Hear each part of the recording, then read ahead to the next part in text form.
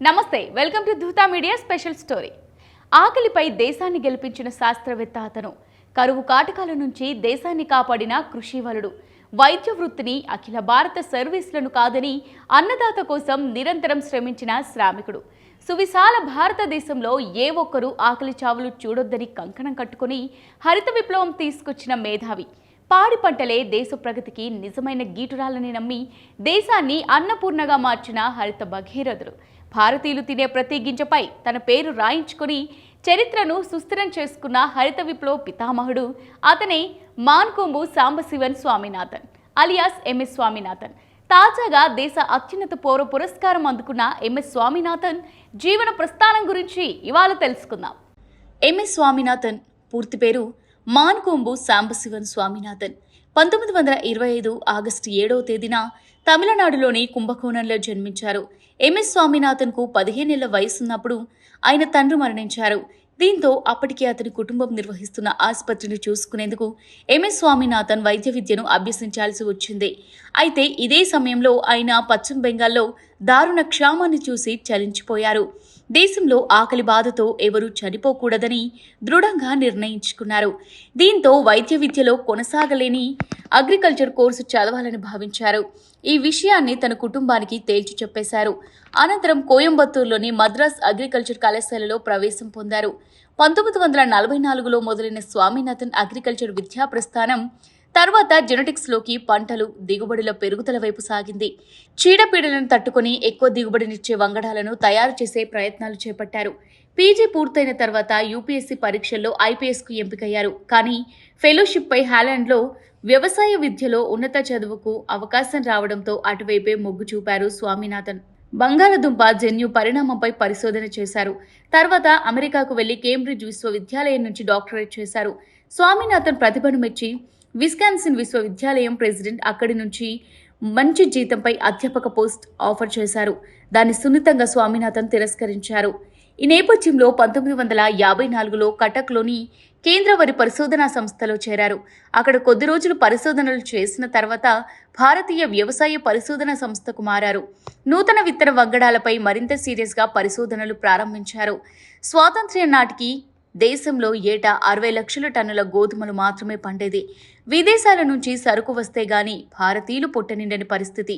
America నుంచి గోధుమలను భారీగా దిగుమతి చేసుకునేది ఇండియా ప్రభుత్వం. 1960 ఆరంభంలో భారతదేశంలో గోధుమల ఉత్పత్తి కేవలం 1 కోటి టన్నులు మాత్రమే.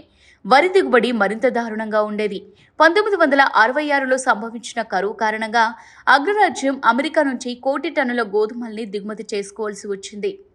ఈ నేపథ్యంలో భారత వ్యవసాయ రంగ ముఖ చిత్రాన్ని మార్చాలని స్వామినాథన్ నడుం బిగించారు. దీంతో హరిత విప్లవానికి నాంది పడింది.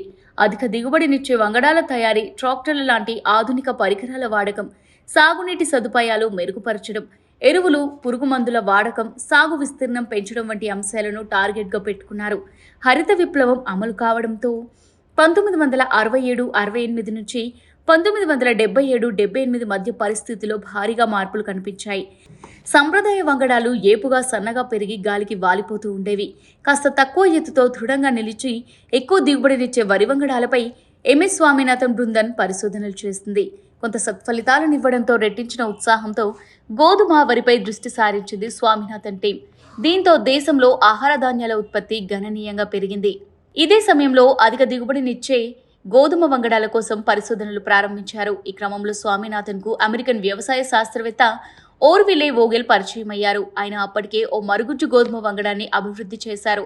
కానీ తన వంగడం భారత వాతావరణ పరిస్థితుల్లో పనిచేయకపోవచ్చంటూనే అప్పటికే మెక్సికోలో గోధుమ వంగడాలను రూపొందించిన నార్మన్ బోర్లాగ్ను సంప్రదించాలని స్వామినాథన్కు సలహా ఇచ్చారు. ఆ సలహా భారత వ్యవసాయ రంగాన్నే మార్చివేసింది. మెక్సికో గోధుమ విత్తనాలు భారత వాతావరణానికి కూడా సరిపోయేలా ఉండడంతో స్వామినాథన్ బోర్లాగ్ను కలిసి పరిస్థితి వివరించారు. బోర్లాగ్ తాను తయారు చేసిన వంగడాలను ఇవ్వడమే కాకుండా భారత్కు వచ్చేందుకు అంగీకరించారు.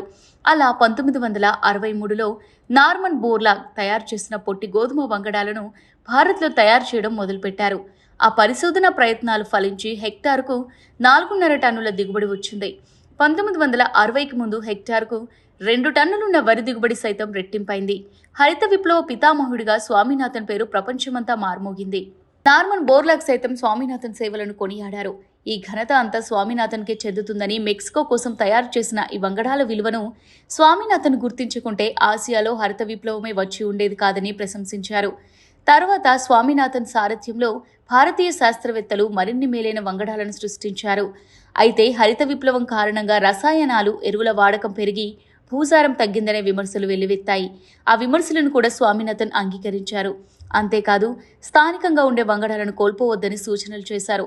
భూసారాన్ని కాపాడుకోకుండా, నీటి యాజమాన్య పద్ధతులు పాటించకుండా ఇష్టం వచ్చినట్టు వ్యవసాయం చేస్తే ఎడారులను సృష్టించిన వారవుతామని హెచ్చరించారు. హరిత విప్లవం కంటే సతత హరిత విప్లవం కావాలని స్వామినాథన్ పిలుపునిచ్చారు. దేశ వ్యవసాయ రంగాన్ని కొత్త పుంతలు తొక్కించిన స్వామినాథన్కు అవార్డుల పంట పండింది. 1970లో రామన్ మెగసెసే అవార్డు, 1986లో Robert Einstein world science award, 1987లో వరల్డ్ ఫుడ్ ప్రైజ్, 1991లో ఎన్విరాన్మెంటల్ అచీవ్మెంట్ వంటి 100కు పైగా గౌరవ పురస్కారాలను అందుకున్నారు. ప్రపంచవ్యాప్తంగా ప్రముఖ విశ్వవిద్యాలయాలు 84 గౌరవ డాక్టరేట్లను స్వామినాథన్కు ప్రదానం చేశాయి. 20వ శతాబ్దంలో అత్యంత ప్రభావశీల వ్యక్తుల్లో ఒకరిగా టైమ్ మ్యాగజైన్ గుర్తించింది. 2007 నుంచి 2013 వరకు రాజ్యసభ సభ్యుడిగా ఉన్నారు. వయోధిక కారణాలతో చెన్నై తేనాంపేటలో స్వగృహంలో 2023 సెప్టెంబర్ 28న తుదిశ్వాస విడిచారు స్వామినాథన్. ఎంతో శోధించి పరిశోధించి రూపొందించిన వంగడాలతో భారత్లో బంగారు పంటలు పండించిన స్వామినాథన్కు దేశంలో అత్యున్నత పురస్కారాలైన పద్మశ్రీ, పద్మవిభూషణ్, పద్మభూషణ్ వరించగా తాజాగా భారత ప్రభుత్వం భారతరత్న ప్రకటించింది. ఎంఎస్ స్వామినాథన్ సేవలకు పరిపూర్ణ గౌరవం ఇచ్చింది. ఇది వాళ్ళ స్పెషల్ స్టోరీ. మరో స్పెషల్ స్టోరీతో మళ్ళీ కలుద్దాం. Keep watching Dhruta media.